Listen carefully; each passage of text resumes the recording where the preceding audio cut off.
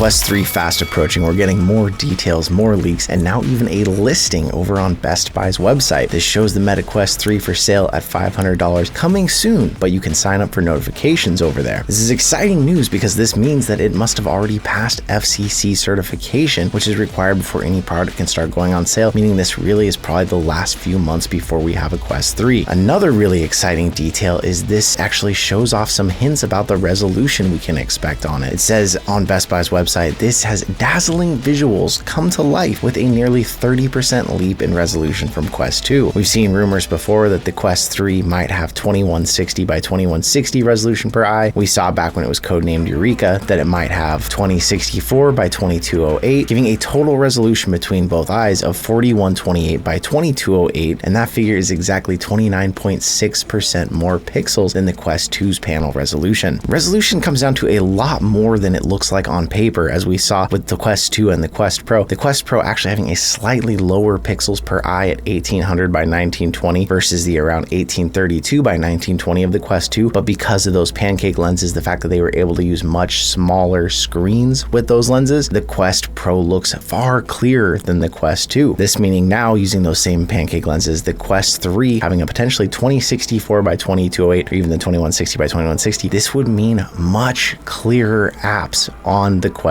3. This is very exciting, all at a price of $500, especially for those of us who've been following the Quest 3 and hoping we'd get something better. And I can say personally, even the Quest Pro itself has pretty clear panels, and this last week when they gave the GPU boosts out to the Quest 2 and the Quest Pro, things on the Quest Pro are looking really good. I cannot wait to get my eyes into the Quest 3. It's long been known that there are a lot of children out there who have a VR headset, even though Meta specifically says it must not be used by children under 13. Well, that's about to change later this year, and they have now approved the minimum age is going to be reduced down to 10 years old for the Quest 2 and the Quest 3. If you spent any time in Gorilla Tag, Rec Room, or many other multiplayer free games, you know that there's already tons of children in here. Now, there's been a lot of negative backlash and people unhappy hearing this, but oddly, this might actually be a good thing, because now Meta is going to have Quest accounts specifically for any children that are considered preteens, and these accounts are supposed to be set up and managed by a parent through a specific new interface. This would actually potentially give them the ability to limit time usage, control which apps they can and can't access, and get better recommendations about what titles are actually rated for their age groups. Currently, for a long time now, as there wasn't supposed to be any children, parent accounts were something new that arrived, but now this might actually allow more control and might potentially help. We reported before how Meta had been talking about potentially targeting more children with their Quest headsets because they were having a shortage of retention on the headsets. People were buying the headsets, but then not necessarily spending tons of time picking them up and using them. At that point, I'd love to know, what do you think about this? Is this definitely a negative? Is it potentially a positive because there's already kids and maybe there will be some more control actually applied? I'd love to know down in the comments. The Apple Vision Pro has made quite a ripple in the entire tech industry, with some Apple enthusiasts being excited, some being skeptical, and the same thing in the VR community on both sides. Some new news has come out that has made people in the VR community a lot less excited though. The Apple Vision Pro reportedly has a quite restrictive boundary system when it comes specifically to virtual reality apps. Now, when you're in any immersive app, it so far seems that if you stray about 1.5 meters or 5 feet in any direction, it will pull you out of immersion, show through the headset what's around you so that you don't get into trouble, crash into a wall, and this can even pop up sooner if you have any objects in your play space you get close to, or if you're in a proper virtual reality app, it can show up even sooner. We've seen different people on Twitter saying that this is disappointing because this really means that there may not be any true 6 degree of freedom virtual reality on this headset. Although keep in mind, this is 5 feet in either direction potentially. That would be a 10 by 10 circular play space, which most people who are using VR don't have a space bigger than that. Also, something to keep in mind here, this is very early and something that easily could change by launch, but something that's being noted by developers who are testing it already. So far, the only full VR game that we know of confirmed for the Apple Vision Pro is Rec Room, but I can tell you it is easy to get out of your play space when you're playing something like Dodgeball and you really need room to move.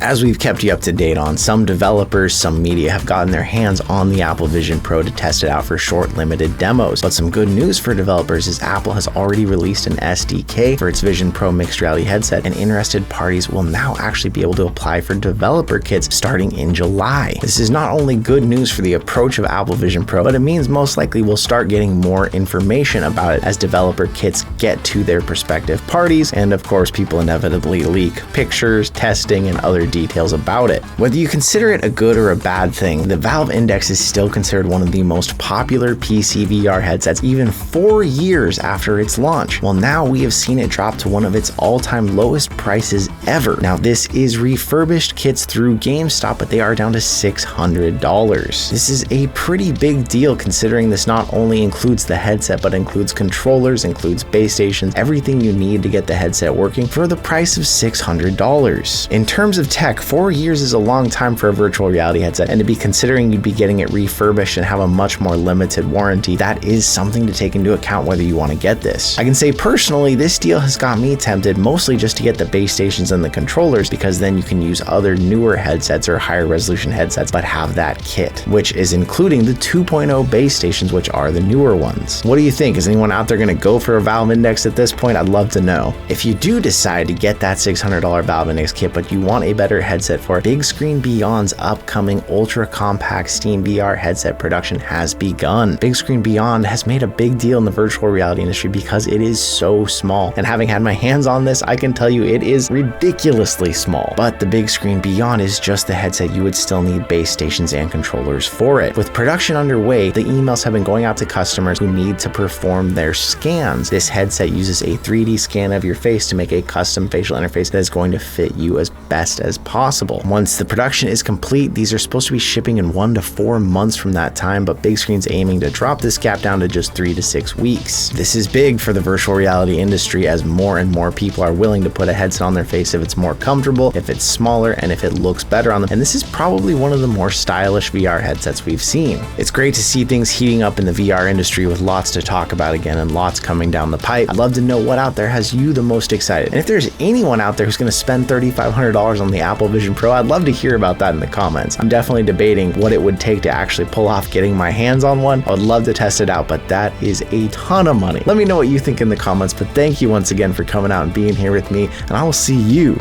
in another reality.